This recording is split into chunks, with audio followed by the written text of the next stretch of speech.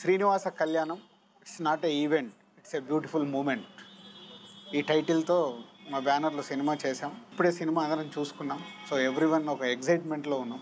So దాని గురించి ఈరోజు మా హీరోయిన్స్ అండ్ జయసుధ గారు, నరేష్ గారు, సితారా గారు అండ్ మై డైరెక్టర్ సతీష్తో నేను చిట్ చాట్ చేయబోతున్నాను.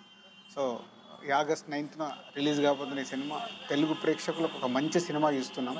సో దాని గురించి మాట్లాడాలి. First Nithin Dil, it's my name. 15 years back start అయిన నా జర్నీకి నితిన్కి సెకండ్ ఫిలిం. అంటే ఆల్మోస్ట్ ప్యారలల్గా నితిన్ హీరో అవ్వడం, నేను ప్రొడ్యూసర్ అవ్వడం జరిగింది. బట్ 15 years పట్టింది. నేను లాస్ట్ టైం ఆడియో ఫంక్షన్లో చెప్పిన 15 years పట్టినందుకు నేను ఎప్పుడు ఏం అనుకోలేదు.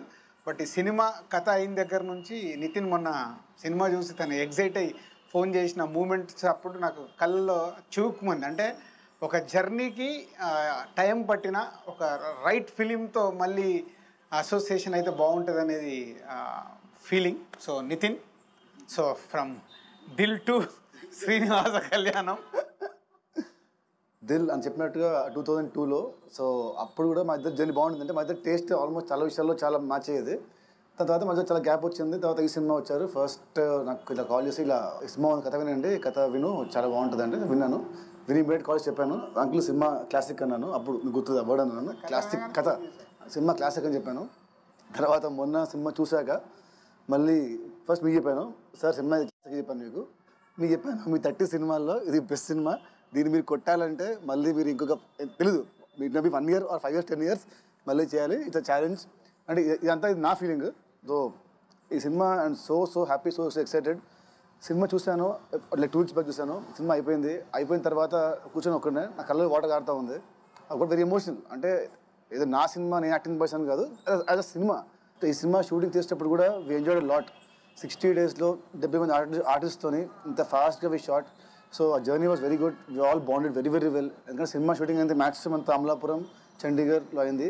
సో ఎవ్రీడే అందరం సరదాగా మీట్ అవ్వడం కానీ, maybe that helped us to get that right chemistry between the friends కానీ, నాకు డైరెక్టర్ కానీ, నాకు ఈయన కానీ, అందరికి కూడా nice thing. And I'm just eagerly waiting for August 9th.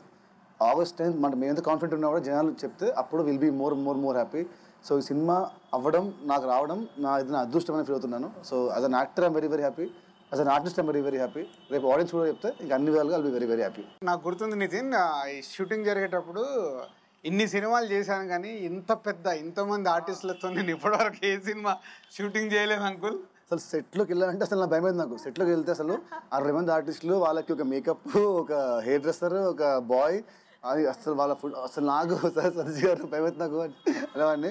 But అంటే బేసిక్గా as a person I'm very ఏమంటే చిన్న ఒక ఇంటర్వ్యూట్ లాగా ఒకసారి అంత జనాల ముందు వాళ్ళు నటించాలంటే ఫెల్ట్ వెరీ స్కేర్డ్. బట్ అందరు ఆర్టిస్టులు they treat me like very very well. అంటే they give me lot of comfort.